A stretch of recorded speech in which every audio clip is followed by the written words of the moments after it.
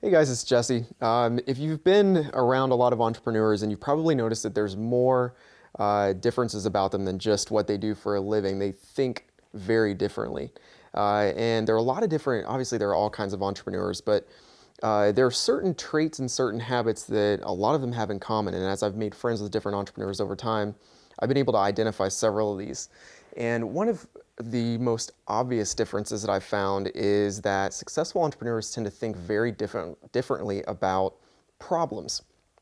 Now, the average person, when they identify a problem, whether it's in their life, or it's in an inconvenience that they face when they're out and about, or something they don't like about a certain product or service, it's all about they. They use the they word a lot. They should do something about that. Somebody should fix that. They should take care of that. They should have done this better. And it's always they. And what happens when you use that word they is you basically release yourself from responsibility. But when you do that, you also release yourself from control. And if you want control over your life and you want to have the sort of freedom that's possible through entrepreneurship, then you got to learn to stop casting the blame and thinking of other people as being the ones who are the only ones who have the ability to fix problems. And so what I've noticed with successful entrepreneurs is a lot of them, instead of talking about they and seeing someone else or some other mystical group of people as being the only ones who can fix major problems, they ask themselves, how could I do something about this? If I had to fix this problem, how would I do it? They shift the responsibility from other people onto themselves, and by doing so, they're able to regain a lot of control that a lot of people never end up getting. So this really reminds me, and I know I've shared this example with you guys before, but this reminds me of the movie Fight Club from back in I don't know when it was, Matt, the 80s, 90s, something like that. And it was this movie, well, I won't tell you about the whole movie, but there's one scene in this movie where the main character they basically attack this guy in an alley.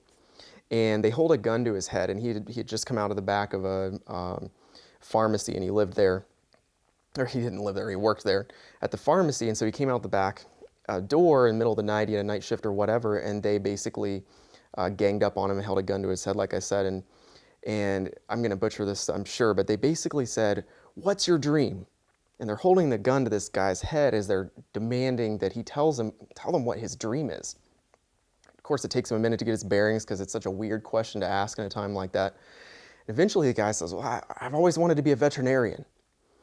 And the lead character with the gun to his head says, "All right, well, what are you going to do about it?" You ask some different questions. Why didn't you become a veterinarian? By the end of the conversation, he basically tells him, "Look, here's the deal. I'm going to let you go right now, but I'm going to come and find you in 6 months. And if you're not well on your way to being a veterinarian, by that time, I'm going to kill you." And he pulls the gun away from his head and he leaves. He comes back at that next appointed time or whatever and finds that this guy is well on his way to being a veterinarian. He's through veterinary school, and he's got an internship or something. Like I said, I don't remember the exact details, but you get the point. And what happened was, in this particular story, this guy thought that it wasn't possible for him to be a veterinarian, but when he was put under that much pressure, he found a way to make it happen. And that's oftentimes the way it is for us too. When we're put under pressure like that, we realize that we had a little more power than we thought. We just weren't motivated enough by the potential of pain or consequences or whatever. So when you shift the responsibility and the control and everything from other people onto yourself, you get a little bit more power to create the life that you want. And that's really what entrepreneurship, at least to me, is all about. So if you got any thoughts on this, let me know. And as you go about your day, just start looking at different problems and things like that you see and asking yourself, instead of complaining about them and saying somebody should do something about that, ask yourself how you could do something about it, maybe even make a profit while doing so. Hopefully you've enjoyed this. Leave a comment below, share with your friends as usual, and we'll talk soon.